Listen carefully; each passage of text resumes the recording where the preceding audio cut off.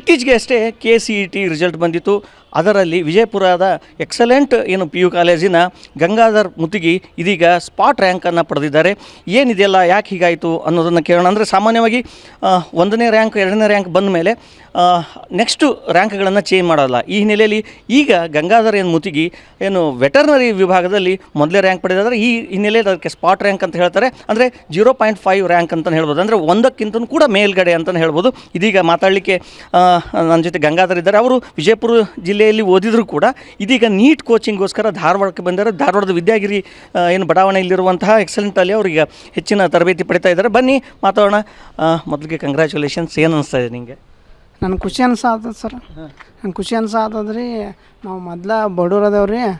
ಹಂಗೆ ನಾ ಹೆಂಗೆ ಓದೆ ಅಂದ್ರೆ ನಮ್ಮ ಪಪ್ಪಾರು ಹೆಂಗೆ ದಿನ ಕೆಲಸ ಮಾಡ್ತಾರಲ್ರಿ, ಅವ್ರನ್ನ ಮಾಡಲಾಗಿ ಇಟ್ಕೊಂಡು ಅವ್ರು ಎಷ್ಟು ಕೆಲಸ ಮಾಡ್ತಾರಲ್ರಿ, ಅದಕ್ಕೆ ಹೆಚ್ಚು ನಾವು ಓದ್ಬೇಕಂತೇಳಿ ದಿನಾಲೂ ಹಂಗೆ ಓದಕ್ಕೆ ಹೋದೆ ರೀ. ಹಂಗೆ ಮುಂಜಾನೆ 6 ಹೇಳ್ತೇನೆ ರೀ, ಸಂಜೆನಾಗ ಸ್ವಲ್ಪ ಜಾಸ್ತಿ ಓದ್ತೇನೆ ರೀ. ಮತ್ತು ನಮ್ಮ ಅವ್ವಾರು ಭಾಳ ಕೆಲಸ ದುಡಿತಾರೆ ರೀ. ಅವ್ರನ್ನ ಇಟ್ಕೊಂಡು ನಾ ಓದಾತೇನೆ ರೀ. ಮತ್ತು ನನಗೆಲ್ಲ ಸರ್ಗಳು ಎಲ್ಲರೂ ಬೆಂಬಲಿಸಾತಾರೆ ರೀ. ಹಂಗೆ ಮುಂದೆ ಇನ್ನೂ ಹೆಚ್ಚಿನ ಸಾಧನೆ ಮಾಡೋದು ಹೇಳತ್ತಾರೆ. ಮತ್ತು ನಮ್ಮ ಅಪ್ಪ ನಮ್ಮ ಅವ್ವಾರು ಇಲ್ಲಿ ತನಕ ತಂದಾರಂದ್ರೆ ಅವ್ರಿಗೆ ನಾ ಒಂದು ಕೃತಜ್ಞತೆ ಹೇಳ್ತೇನೆ ರೀ. ಮತ್ತು ನಮ್ಮ ಅಮ್ಮಾರು ಅವ್ರು ಎಲ್ಲರೂ ಹೆಲ್ಪ್ ಮಾಡ್ಯಾರ ರೀ. ಮತ್ತು ಊರಿನವ್ರು ಎಲ್ಲರೂ ಆ ಕಾಲೇಜ್ಗೆ ಹೋಗು, ಈ ಕಾಲೇಜ್ಗೆ ಹೋಗು, ಅಲ್ಲಿ ಚಲೋ ಅದ, ಅಲ್ಲಿ ನೀ ಅಭ್ಯಾಸ ಮಾಡ್ತಿ ಅಂತೆಲ್ಲ ಹೇಳ್ಯಾರ ರೀ. ಮೊದಲು 5ನೇತಕ್ಕೆ ಮುರಾರ್ಜಿ ಆಗಿತ್ತು ಸರ್. ಅವಾಗೂ ಫಸ್ಟ್ ಬಂದಿದ್ದೆ ಸರ್ ವಿಜಯಪುರ ಜಿಲ್ಲೆಗೆ. ಅಂದರೆ ಈಗ ಯಾವ ರೀತಿ ಪ್ಯಾಟರ್ನ್ ಇರ್ತೈತೆ? ಅಂದರೆ ಬೆಳಗ್ಗೆ ಹೆಂಗೆ ಓದ್ತಿದ್ರಿ? ಅಂದ್ರೆ ಉಳಿದ ಹುಡುಗರಿಗೆ ಕಂಪೇರ್ ಮಾಡಿದ್ರೆ ನೀವು ಯಾವ ರೀತಿ ಓದಿದ್ರಿ ಮತ್ತು ಯಾವ ರೀತಿ ಇಷ್ಟು ಚೆನ್ನಾಗಿ ಮಾಡಿದ್ರಿ? ಸರ್ ಮುಂಜಾನೆ 5:30 ಅದು ಹೇಳ್ತೀನಿ ಸರ. ಜಾಕ ಒಂದು ತಾಸು ಅಭ್ಯಾಸ ಮಾಡ್ತೀನಿ ರೀ. ಮತ್ತು ಮುಂಜಾನೆ ಆಮೇಲೆ ರಾತ್ರಿ 11 ತನಕ ಓದ್ತೀನಿ ರೀ. ಆಮೇಲೆ ಈಗ ನೀಟ್ ಕೋಚಿಂಗ್ ತೊಗೊಳ್ತಾ ಇದ್ರಿ. ಈ ಮುಂಚೆನೂ ಕೂಡ ಮೊನ್ನೆ ನೀಟ್ ಎಕ್ಸಾಮ್ ಬರೆದಿದ್ರಿ. ಅದರೊಳಗಡೆ ಎಷ್ಟು ಹೆಂಗಾಗಿತ್ತು? ಈ ಸರಿ ಏನು ಅದಕ್ಕಿಂತ ಜಾಸ್ತಿ ಆಗ್ತದೆ? ಅದ್ರಕ್ಕಿಂತ ಜಾಸ್ತಿ ಆಗ್ತದೆ ಅನ್ಕೊಂಡಿನಿ ಸರ. ನೋಡಮ್ ಸರ್, ನಂದು 100% ಕೊಟ್ಟು ಓದ್ತೇನೆ ರೀ. ಅವಾಗ 690 ಆಗಿತ್ತು ಸರ. ಈಗ ನೋಡ್ತೀನಿ ಸರ್ ಮುಂದೆ. ಅಂದರೆ ಈಗ ಪ್ರಿಪ್ರೇಷನ್ ನಡೆಸ್ತಾ ಇದ್ದೀರಿ ನೀಟಿಗೆ ಯಾವ ರೀತಿ ಮಾಡ್ತಾ ಇದ್ದಾರೆ ಪ್ರಿಪ್ರೇಷನ್? ನೀಟಿಗೆ ಸಂಜೆಗೆ 12 ತನಕ ಓದ್ತೀನಿ ಸರ. ಮುಂಜಾನೆ ಮತ್ತೊಂದು ತಾಸು ಓದ್ತೀನಿ ಸರ. ರಿವಿಷನ್ ಅದು ಮಸ್ತ್ ಮಾಡ್ತಾರೆ ಸರ್ ಇಲ್ಲಿ.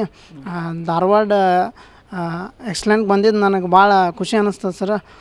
ಎಲ್ಲರೂ ಶಿಕ್ಷಕರು ಕೋಆರ್ಡಿನೇಷನ್ದಿಂದ ಏನು ಕೇಳಿದ್ರು ಪಟ ಹೇಳ್ತಾರೆ ಸರ. ಎಲ್ಲ ಭಾಳ ಅನ್ಯೋನ್ಯತೆ ತೋರಿಸ್ತಾರೆ. ಅಂದರೆ ಈಗ ನೀವು ತೀರಾನೇ ಬಡತನ ಕುಟುಂಬದಿಂದ ಬಂದಿದ್ದೀರಿ. ತಂದೆ ದುಡಿತಾರೆ, ತಾಯಿನೂ ದುಡಿತಾರೆ, ಅಷ್ಟೊಂದು ಕಷ್ಟ. ಅಂದರೆ ನಿಮ್ಗೆ ಈಗ ರಿಸಲ್ಟ್ ಬಂದ್ಕೊಳ್ಳಿ ತಂದೆ ತಾಯಿ ಏನಂತ ಹೇಳಿದ್ರು ಅವಾಗ? ತಂದೆ ತಾಯಿ ಖುಷಿ ಅನ್ನಿಸ್ತು ಸರ. ಅವರಿಗೂ ಅಷ್ಟು ಗೊತ್ತಾಗಲ್ಲ ಸರ. ಮಂದಿ ಹೇಳೋದ್ರಿಂದ ಅವ್ರಿಗೂ ಗೊತ್ತಾಯ್ತು ಸರ. ಆಮೇಲೆ ಫಸ್ಟಿಗೆ ರಿಸಲ್ಟ್ ಬಂದಿದ್ದಲ್ಲ ರೀ, ಅವರಿಗೂ ಒಂದು ಸ್ವಲ್ಪ ಬೇಸರ ಅನ್ಸಿತ್ತು ರೀ. ಹೋದ ವರ್ಷ ನೀಟ್ ಅಪ್ಲಿಕೇಶನ್ ಆಗಿದ್ದಿಲ್ಲ ಸರ.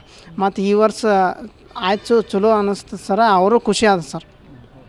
ಅಂದರೆ ತಂದೆ ತಾಯಿ ಮತ್ತು ಶಿಕ್ಷಕರು ಎಲ್ಲರೂ ಈ ಒಂದು ನಿಮ್ಮ ಸಾಧನೆಯಿಂದ ಇದ್ದಾರೆ ಹಾಗಾದರೆ? ಹಾಂ ಸರ್, ಎಲ್ಲರೂ ಇದ್ದಾರೆ ಸರ. ಎಲ್ಲರಿಗೂ ಒಂದು ಕೃತಜ್ಞತೆಯನ್ನು ಸಲ್ಲಿಸ್ತೇನೆ ರೀ. ಇಲ್ಲಿ ಸರ್ ಚರ್ಮನ್ ಸರು ಭಾಳ ಹೆಲ್ಪ್ ಮಾಡ್ಯಾರ ನಂಗೆ. ಅಂದರೆ ಈಗ ಮತ್ತೆ ನೆಕ್ಸ್ಟ್ ಡಾಕ್ಟರ್ ಆಗೋ ಕನಸಿದೆ? ಹಾಂ ಸರ್, ಡಾಕ್ಟ್ರ್ ಆಗ್ಬೇಕಂತ ಅನ್ಕೊಂಡಿನಿ ಸರ. ಹಾಗೆ ಓದಾತೀನಿ ಸರ. ಆದದಂತ ಅನ್ನಿಸ್ತದೆ ಸರ್. ಇದಿಷ್ಟು ಗಂಗಾಧರ್ ಹೇಳಿಕೆ. ಡಾಕ್ಟರ್ ಆಗಬೇಕು ಅನ್ನೋ ಒಂದು ಕನಸಿದೆ. ಸಾಕಷ್ಟು ಸಮಸ್ಯೆಗಳ ನಡುವೆ ಕೂಡ ಓದಿದ್ದೇನೆ ನಾನು.